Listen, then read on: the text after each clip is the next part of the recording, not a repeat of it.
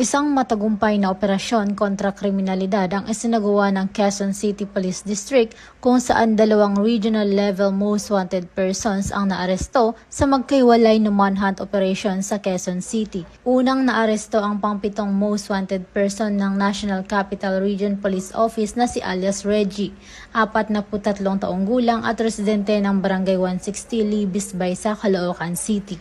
Nadakip siya ng District Intelligence Division katuwang ang QCDITRIU NCR, CIDU at Anonas Police Station 9 sa Heiser Street, Balara Filter, Barangay Pansol, Quezon City.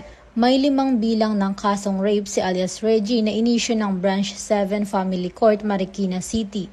Sa kasalukuyan, nasa kustodiya na siya ng Anonas Police Station 9 para sa dokumentasyon at tamang disposisyon.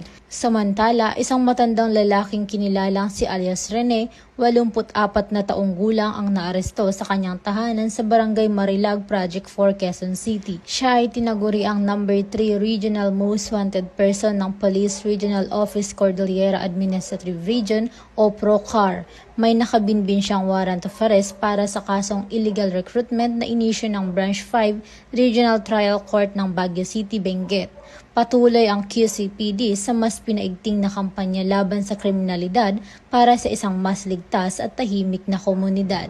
Mula dito sa Camp Bagong Diwa, ako po ang iyong PNN correspondent, Patroluman Mika May Bahiwag, alagad ng batas, tagataguyod ng Balitang Pulis.